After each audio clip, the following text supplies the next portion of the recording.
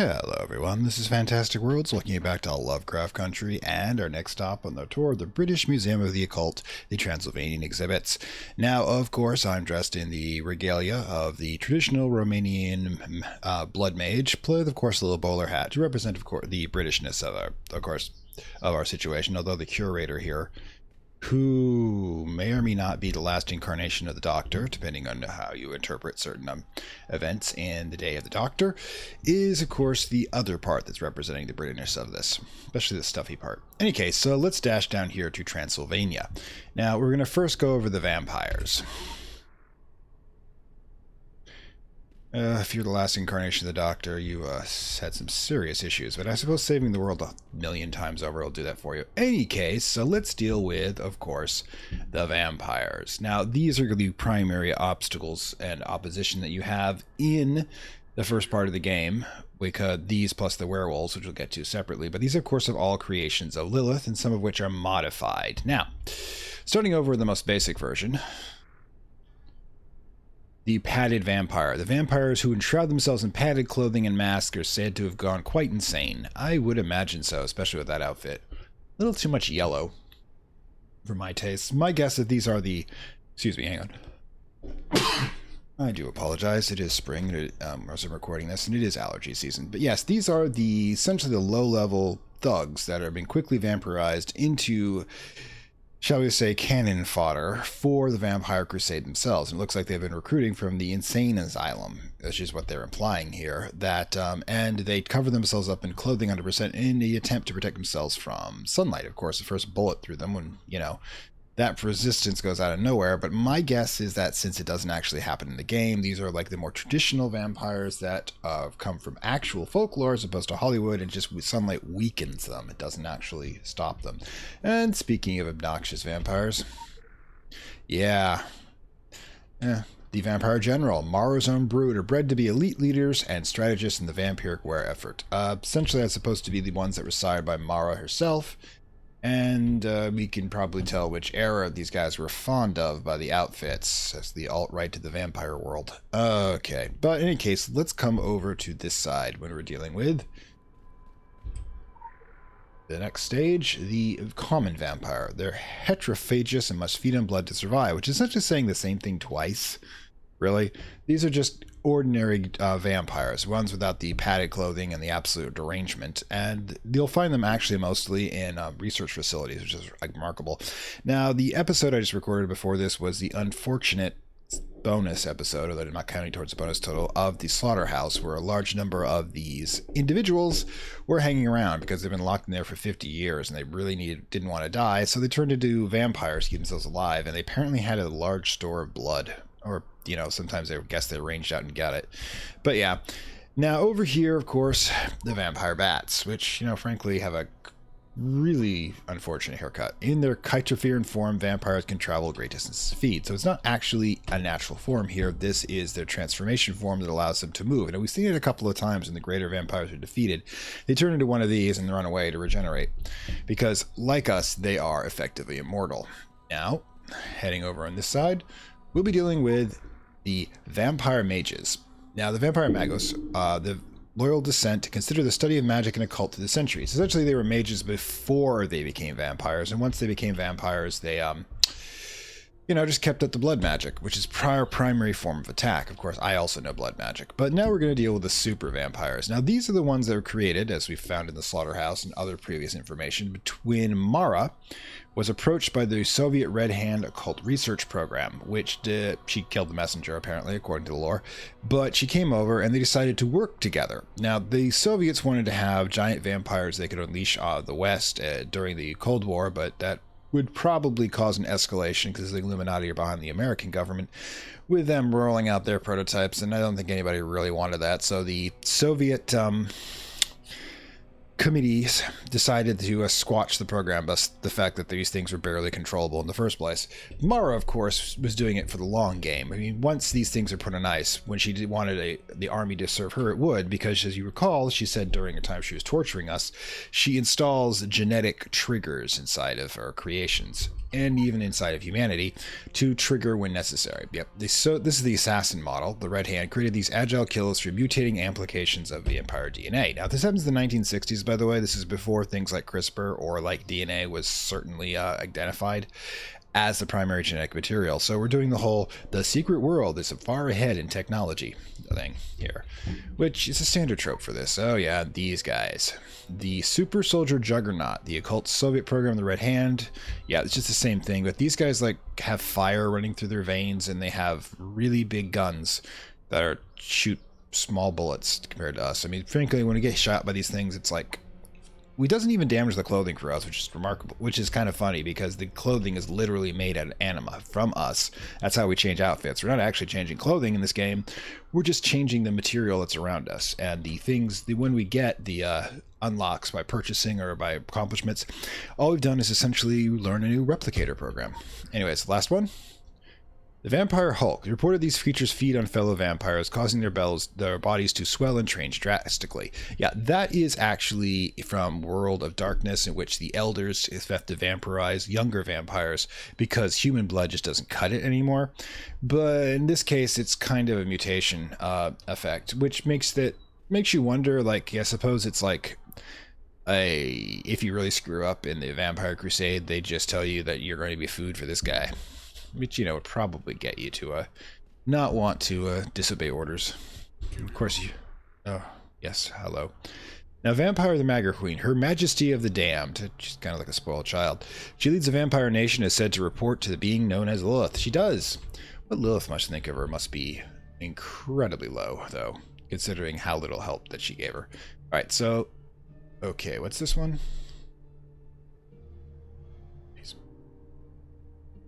Huh? Okay, my apologies. I was not supposed to get this one. I was supposed to get centerpiece normal. My apologies on that. Alright, so let's get this knocked out and get Mara in place and see what kind of bonus we get. I'm thinking... Yep, there we go. Yeah. And... there's the Dark Queen in a white dress. This is supposed to be ironic, but the glare off the light can be a bit painful. And yeah, I got to admit, I did like this floor during the battle scene. It was lovely. I'm a big fan of obsidian when it comes to a building material. It's just not used as well as or often as it should be. Yep, and yeah, I'd have to upgrade everything else to get to that point and buy another object, because that's what this thing is really all about. It's all about both things. I'll get a little more bonus when I'm fighting vampires in the future. It's all about getting us to spend more money. Alright, so these are the local legends of Transylvania. These are the natural environs, but it's actually not completely accurate. You see, the only really natural creature we have going here is the Bajanae, which, ooh, I could upgrade you if I had a Paragon, known as the Kindly Ones. Now, if you know anything about mythology, or folk legends, you will know that you call the local spirits the kindly ones when they can do really bad things when you piss them off. So you only want to not only flatter them, you also want to only evoke their aspect that is benevolent, that says, you know, that we're going to be working together in a respectful manner, because supernatural beings are kind of bad things to be irritated about. Like, for example, the kobolds. You know, you may know them as just like cannon fodder in Dungeons & Dragons, are originally from, I believe, Welsh tradition, which they are spirits within the mine that miners would give crusts of their sandwich to as sacrifices in exchange for helping them not die, you know, hundreds of feet underground in an unstable location, and once in a while leading them to a rich vein. Okay, so let's see if we can actually do this. I'm going to need, first of all, I'm going to need a classic, no, not my classic, a centerpiece classic, just in case. Turn around and sell back. Where is it? This one that we've got accidentally. It puts us a little too low, unfortunately. Not sure I want to sell anything else to do this, but yeah. The idea being is that I could do a level 3 here, because it's a level 2, the superior, not the paragon. But I have actually got a paragon done, and I'll show you that over here. This is the fawn, and I've actually managed to get it to the paragon level. And as you can see, when we do so, their child of the wild places is said to be nature's spirits, skin, and flesh, which is exactly what they are. They are, in fact, the spirits of fertility tending to the forest and keeping it going. And this is their material form during Clympsis. Of course, the corrupted versions are ones that are, corrupted by the filth into that. Now, thank you for upgrading to the mnemonic display with the mnemonic pedestal paragon. The paragon upgrade includes the functionality to display any previous uploaded exhibit. You may cycle through a selected exhibit by using the exhibit planner console located near the entrance. That's over there, by the way. Any case, but I also believe that I can use the fawn. They're supposed to be able to use this in order to upgrade the museum. And just wondering how you do that. Nope, don't do that. Wondering if you can do it over here. Now, I'm only going to take a quick break. And if you actually know how to do this, and let's see. Okay, so let's go over here. First of all, let's see about changing it. If I get this right. There we go. Yep, that was the first one. That was the second one, which is aggressive. And that's the third one, which appears to be praying to the sky. Now, let's leave that in the worshipful mode there. But yeah, I honestly kind of want to know how you do this, because the fawn horn was something I've been doing for a while. Hold on to for a while and hope to get to this point. But, unless I freaking... Excuse me. Normally, when you... Put the gun down. You don't need the gun. Getting a little jumpy here, are we? Yeah. I'll have to look it up later on. But in any case. Excuse me. So, yeah, those are the only two natural entities. Now, this one could be considered a natural entity. It's a wolf, but we only see it in the possessed version. Call of the Wild is still, it's a wolf dog. That explains a lot. Now, the thing about wolves, by the way, is that they do almost never, unless starving, desperate, or in danger of their lives, will attack a human. They have no need to, because we don't compete for the same prey, or we're not supposed to be competing for the same prey in sufficient numbers, and we don't really want to eat us because humans taste terrible. So what it is that a wolf dog, on the other hand, a lot of times the aggression will come from the dog side of things. Now, most of these are around the camp of the terrible couple that cuts up fairies for sausages. Can't remember them on the top of my head.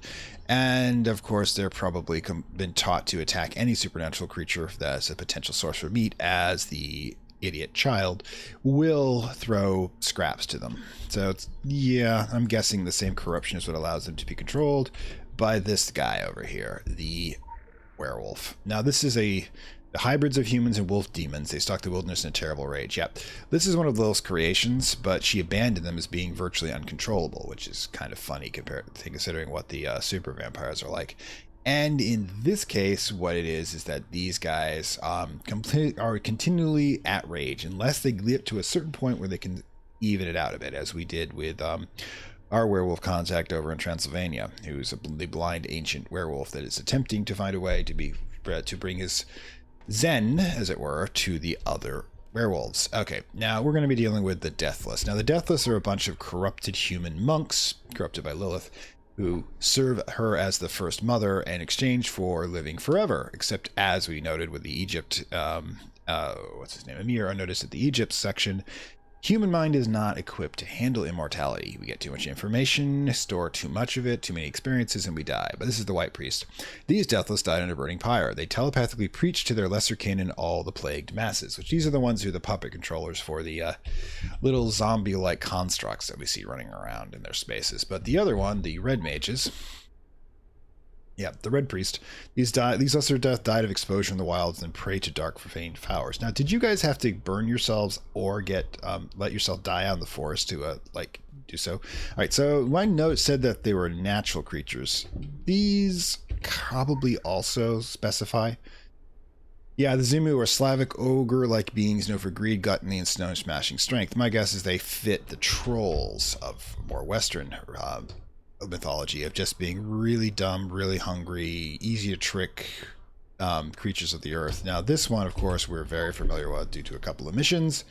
The Padri. Some call her the spirit of the forest, some call her an evil crone. She lures unwary mortals to her to sate her hunger. Yep. They both are predators of humanity. Now that means, of course, that they, however, are not evil.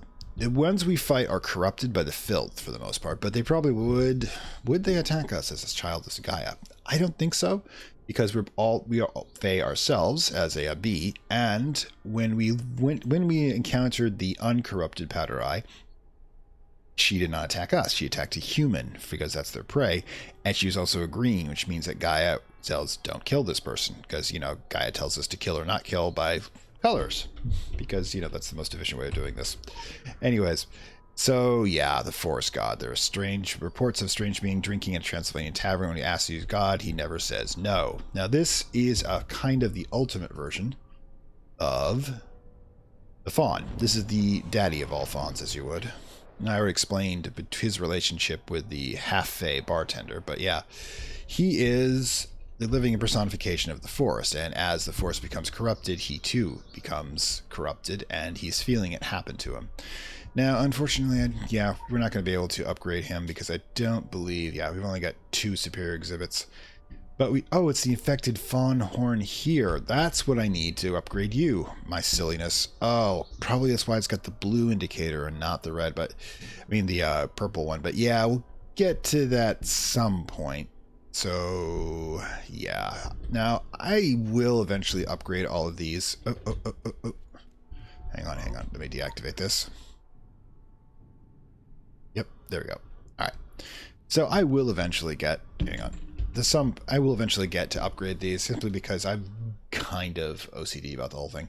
And I will probably end up doing so. I don't know if anyone's interested in me doing a completely upgraded museum tour, because it's going to be me mostly posing off alternate visions of the ones that we've done before. So in that case, let's hang on a second. Give me okay, so now it's time for us to go to hell.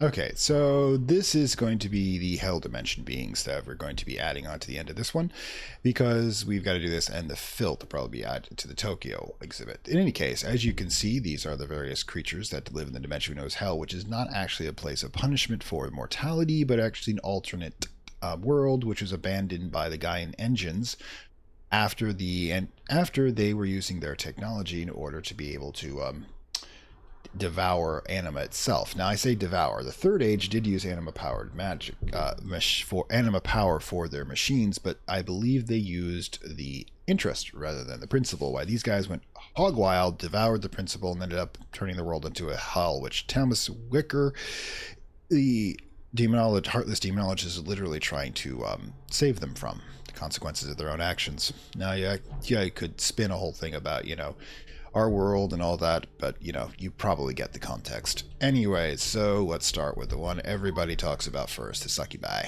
Anyways, the female tempter demons seek ways to allow humans to bring about their oblivion. They are essentially a personification of addiction, basically desire destroying the vessel which it's in.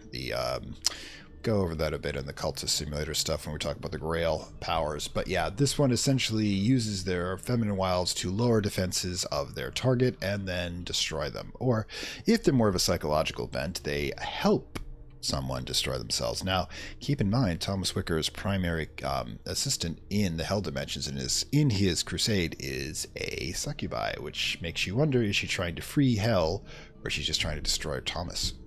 All right, so this one. This is the more masculine, aggressive one, the incubus. Male counterpart to succubus. They follow the same missions of corruption, which I actually doubt in that form.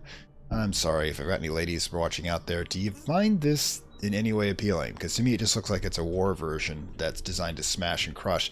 I've seen that mix before also in one of the iterations of Dungeons & Dragons where they use the succubi use the shape-shifting to seduce whichever gender in whatever fashion that they need to, and the incubi just form the shock troops and Zetas. But let's talk about the other guys in Hell. Now, these are all part of the same factions for the most part. This is the Hell Knight. Demons are tightly regimented military orders in the Hell Dimensions. Why those guys are kind of the wastrels and chaotic types. These are the lawful evil kinds who just march in formation and attack anything that their masters tell them. And of course, we have the lowest form of demons, the Rakasha. These torture demons serve as a slave race to the other denizens of Hell Demon. These are the least evolved, animalistic, and of course, hunt in packs, which are then, of course, rounded up and used for strike forces. Now, these, of course, we've been gone through before, are the Jinn. Now, the Jinn have a whole history behind them, in which that they are former messengers of the divine, angels, if the shorthand, that rebelled against Gaia / God / divinity, whichever way you want to look at it, when they were ordered to help humanity evolve. Essentially, they're jealous. Now, I'm going to go into that more when we get to Samuel and probably the second or the last episode in the main story, because that's actually... Whoops, sound balance is a bit off. Hang on. If I'm getting a little staticky, I apologize. All right, there we go. Now, the thing is that Samuel's story is literally the Jinn story, because they took the story of Shaitan, whatever, the Islamic version of the adversary, and grafted it on with the Jinn to this sort of thing. The refusal of the messengers of the divine to bow, as I thought of it, to humanity. In other words, not to enslave humanity, but to assist humanity. And therefore, they got thrown out. Now, the Jinn are mostly in hell, or the mirror being the only one that we talk to that will talk to us, and barely desires to do so. But Samuel will be an interesting mix in that one, because if they're doing the same sort of analog for him as the Satan figure in the Islamic culture like this, that would mean that he would be the one that led the Jinn to the rebellion. There's nothing in the game here that actually specifies that, but let's say that could be a fan theory if you want to kick around. I don't see it quite yet. I mean, it might have just been separate rebellions happening at the same time. Might have been a trigger, because remember, the reason the second age went to hell might have been because Samuel did the same thing he's doing with the Oriochi and just overmined everything in an attempt to make his own creation by chewing up the old one. Oni. Now, these demons represent those told of in Asian mythology, and sometimes come to Earth as a mercenary. Now, we deal with them as the representative of the Illuminati, but yeah, they're essentially these demons that are selling their services to humanity rather than doing the whole and it probably works out for them, because they get to hang out here or visit here every now and then, kill people for money and get what they want from that money. So, and if you've seen hell in our particular adventures, then you know exactly how pleasant it is to stay there. Now, who would want on vacation here? Machine Tyrant, towering fusion of demon and metal. Let's see what that looks like, shall we? Have we actually ever seen that? Ooh, this could be seeing into the future. Yeesh. Oh, I think we already fought him as one of the big bads in... Stop doing that, dude. It's like he suddenly reacted to it, the bad memory. I think we fought with him on one of the Hell Dimension ones. Maybe even the first one of the dungeon that comes into the... off of the demonic invasion of the motel in the Savage Coast. But yeah, he kind of reminds me of one of the Doom villains too. Cyber Demon. Of course, less cybernetics in that fashion. In any case, so yeah, that was this quick trip through the museum. Now, next one, which we've already unlocked, because I think it was unlocked at 450. Oh, you have subtitles. 450 will be Tokyo and Strains of the Filth. Now, again, I hope you like this. Like, share, subscribe. I currently have a... I'm not going to go into the huge amount of information about the unlocks for the Secret World, especially after the main story begins. I've got a channel update we did at 500 that will pop up here. However, if you see it, please note that we're currently at 540, which means we've already unlocked the next bonus episode, plus that debacle with the Slaughterhouse dungeon, not canceling out that unlock. So we have 2 more unlocks, which means that when we get to the end of the main story on June 2nd, the next 4 episodes will be an interlude, a bonus episode, something else, and then another bonus episode. I think it'll be the second unlocked interlude will be New York, because we haven't actually done a New York outside Illuminati, and we still haven't hit that Illuminati hacker. We had a lot to say, so that's what we'll be doing. I don't know where exactly this is going to show up, but that we'll be doing next time in real time when we get to this. But in the meantime, you're watching this after the fact, I think you're probably going to be coming up to the Tokyo interludes next. But hey, enjoy it in whatever order you're receiving it. See you next time. You will see the dawning of a new age. To be a monarch or a beggar, to lose everything or to become a god, to stand with us or against us. The choice is yours.